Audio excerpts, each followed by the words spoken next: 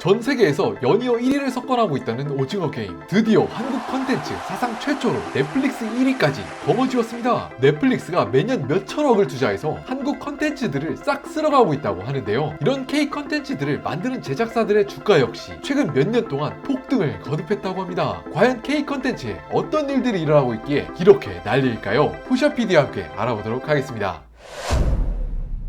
한국 드라마가 비슷한 문화권인 중국이나 일본, 동남아에서 큰 인기를 얻었던 것은 어제 오늘 일이 아닐지도 모릅니다. 그런데 이번 오징어 게임이 정말로 경이로운 점은 기존의 한국 드라마의 앞마당이었던 동남아시아, 일본 등을 넘어서 미국, 남미, 또 영국이나 프랑스와 같은 그런 전 세계적인 규모로 성공한 것은 이번이 처음이 아닌가 싶습니다. 아니, 이번 오징어 게임은 어떻게 그렇게 인기를 많이 얻었나 궁금해서 한번 찾아보았는데, 한 미국의 유명 일간지 칼럼니스트의 글에 따르면 굉장히 긴장감 있고 속도 빠른 전개와 매력적이고 입체적인 캐릭터들에 푹 빠졌다고 전하고 있습니다. 사실 국내 언론이나 커뮤니티에선 오징어 게임이 일본의 만화나 드라마를 그대로 따온 것이 아니냐 해서 제가 직접 한번 표절 논란이 되었던 일본의 드라마를 한번 살펴보았는데요. 정말 거짓말 안 치고 5분에 한 번씩 끄고 싶었습니다. 그래도 평가를 하려면 최소 한 화는 다 봐야 한다는 생각에 꾸역꾸역 보긴 했지만, 그냥 만약 제가 일반 시청자였다?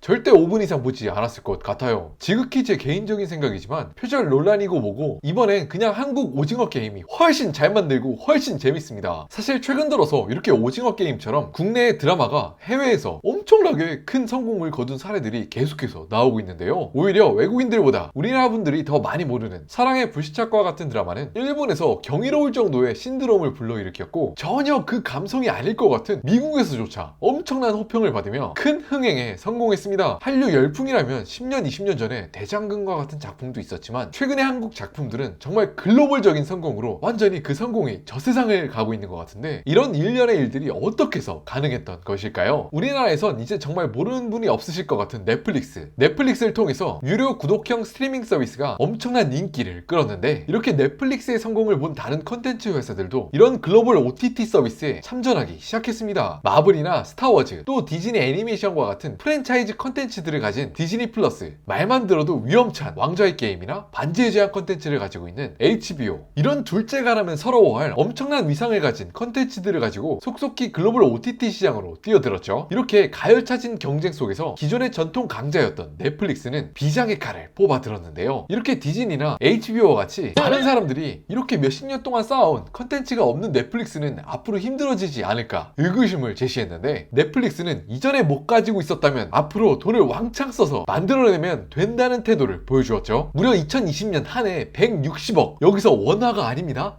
달러를 투자했다는 소식이 이어졌는데, 와, 원화로 따지면 1년에 20조 원을 컨텐츠 제작에 때려 박은 거예요. 이런 액수는 새롭게 진입하는 디즈니나 훌루, 애플 TV와도 아예 자릿수가 다른 엄청난 격차를 보여주었는데, 그런데 여기서 한 가지 굉장히 재미있는 점은 이런 천문학적 규모의 돈을 가지고 찾아온 것이 바로 한국이었다는 것입니다. 넷플릭스는 작년에 한국 컨텐츠 투자에만 5천억을 넘게 썼다고 하는데, 몇 년 안에 1조 원도 돌파할 것이라는 예상이 많습니다. 최근에 개봉했던 사상 최초 한국형 SF 블록버스터였던 승리호에 제작비가 약 240억 원이 투입되었다고 하니까 이런 블랙버스터 영화를 20개를 넘게 만들 수 있는 그런 엄청난 제작 비용입니다. 그럼 이쯤에서 의구심이 들 수 있는데, 아니 왜 유럽이나 동남아, 일본, 인도 이런 시장이 아니라 넷플릭스가 돈다발을 들고 한국으로 찾아왔을까요? 그것은 바로 넷플릭스의 모국 미국의 경우에는 OTT 서비스가 이미 시장 성장률이 굉장히 낮아진 포화 상태에 이르렀는데, 그런데 이에 반해 동아시아나 동남아시아의 경우 아직도 빠른 속도로 성장하고 있고, 특히 최근 5년의 경우에는 연평균 17%, 20%나 되는 말도 안 되는 성장세를 보여주고 있어요. 당장 우리 주변만 하더라도 넷플릭스가 한국에 공식 진출한 지 불과 몇 년밖에 지나지 않았는데 주변에 넷플릭스 보는 사람 엄청 많습니다. 공식 통계로는 약 380만 명 정도라고 기사들이 나오고 있는데, 사실 넷플릭스 프리미엄 계정의 경우에는 최대 4명까지 계정 공유가 가능하기 때문에 실제로 넷플릭스를 애청하는 숫자는 이보다 훨씬 많을 것으로 예상하고 있습니다. 이렇게 한국이나 일본과 같은 동아시아 지역은 말할 것도 없고, 최근 동남아시아의 경우 도시화 현상이 가속화되고 있는데 스마트폰을 사용하는 인구가 최근 몇 년 동안 폭증했다는 사실을 보아도 알 수 있죠. 사람이 스마트폰을 쓰게 되면 가장 처음 이걸로 뭘 하게 될까요? 그쵸, 재밌는 컨텐츠를 바로 이 핸드폰으로 보고자 합니다. 넷플릭스의 한국과 일본, 또 동남아시아 국가들의 넷플릭스 성적표를 가져왔는데, 가져왔는데 한국 작품들을 노란색으로 표기시켰습니다. 각 나라의 넷플릭스 최상위권에 한국 작품들이 싹 쓸어가는 것을 확인할 수 있죠. 아니 아무리 그래도 정말 언어 장벽이라는 게 있는데 이렇게 한 나라가 섞어나가는 것이 정말 경이로운 그 자체인 것 같은데요. 특히 취향의 갈라파고스 현상이 굉장히 가속화된 일본에서조차도 이렇게 선망하고 있다는 것이 정말로 놀랍습니다. 이렇게 폭발적으로 성장하고 있는 아시아와 동남아 시장을 공략하기 위해 넷플릭스는 정말 막대한 금액을 가져와서 한국 컨텐츠들을 투자하고 있는데 이런 넷플릭스의 투자가 정말 의외의 나비 효과를 불러일으켰습니다. 유튜브나 넷플릭스와 같은 뉴 미디어에 벼랑 끝까지 밀렸던 기존의 지상파나 종편 방송사들의 이야기인데요. 더 이상 사람들이 TV를 보지 않기 시작하자 이런 방송사들의 주 수입원이었던 광고 매출이 정말 충격적인 속도로 추락했었던 것은 이젠 놀라운 사실이 아닙니다. 그런데 이런 방송사들이 이렇게 한국 컨텐츠들에 엄청난 돈이 쏟아지기 시작하자 자신들이 직접 자회사를 차려서 드라마나 영화를 제작하기 시작했는데요. 그런 맥락 속에서 탄생하게 된 스튜디오 드래곤이나 제이 컨텐트리아와 같은 기존 방송 계열의 제작사들, 각각 저희가 잘 아는 사랑의 불시착이나 스카이캐슬과 같은 전 세계에서도 엄청나게 호평을 받은 그런 명작들을 연이어 제작하는 데 성공했죠. 엄청난 위기를 맞고 있다고 했던 것이 불과 몇 년 전인데 이렇게 화려한 재기에 성공한 것이 참 새옹지마라는 생각이 드네요. 이렇게 넷플릭스를 위시한 전 세계의 OTT 업체들이 한국 컨텐츠를 사러 들어오자 비슷한 시기에 이런 엄청난 작품성을 가진 글로벌 히트작이 출연한 것은 우연이 아닙니다. 예전 지상파 방송국 시절엔 드라마 제작비 지원이 턱없이 부족해서 부족한 나머지 제작비분을 PPL로 채워야만 간신히 작품을 완성시킬 수 있었던 그런 어려웠던 시절을 보냈습니다. 이런 열악한 환경 속에서 드라마를 제작해야 했기 때문에 제작사들 입장에서는 작품 하나하나를 만드는 것이 마치 살 얼음판을 걷는 것처럼 위험한 일이었고 최근에 나온 이런 오징어 게임과 같은 참신하고 독창적인 도전들을 할 수가 없었습니다.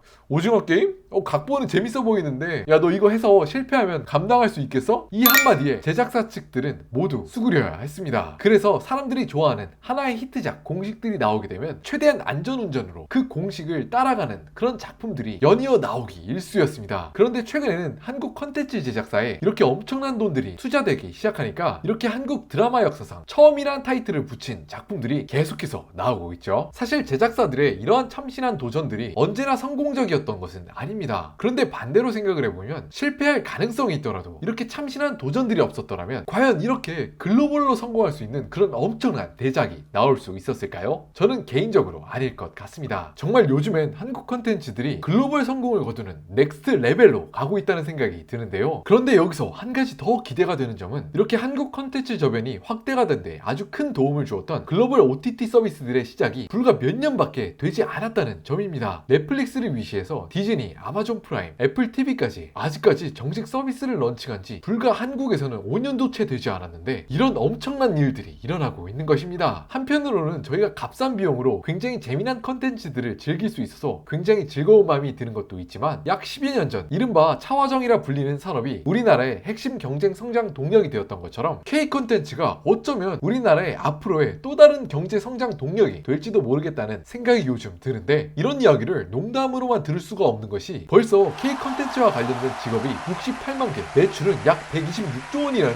엄청난 규모의 경제적 규모를 자랑하고 있습니다. 한국 컨텐츠들이 지금도 잘하고 있지만 앞으로 더 발전할 수 있다고 한다면 어쩌면 우리나라 수출 상품 중 반도체와 어깨를 나란히 할 수 있는 것이 바로 K 컨텐츠가 될 수 있지도 않을까 조심스럽게 꿈을 꾸어 봅니다. 이런 상황 속에서 최근 컨텐츠 관련 주식들이 엄청나게 뛰어올랐는데 저는 개인적으로 옛날에 YG 주식을 샀다가 이제는 웃으면서 말할 수 있지만 예전에는 속으로 눈물을 흘렸던 그런 말도 안 되는 마이너스 수익률을 겪고 난 다음에는 엔터테인먼트 주식 절대로 하지 말아야겠다 생각을 했었는데 요즘 이런 것들을 보면서 마음이 다시 한번 달라지는 것 같기도 합니다. 컨텐츠 제작은 좀 엔터테인먼트하고 다른 것 같기도 하고요. 앞으로 기회가 된다면 이런 컨텐츠 관련 주가에는 어떤 재미난 이야기들이 숨겨져 있는지 영상으로 다루어 볼 수 있도록 하겠습니다. 오늘도 긴 영상을 시청해주셔서 대단히 감사드립니다. 우측 하단에 구독하기와 좋아요 버튼을 눌러주시면 앞으로도 재미난 영상들로 인사드릴 수 있도록 하겠습니다. 시청해주셔서 감사드립니다.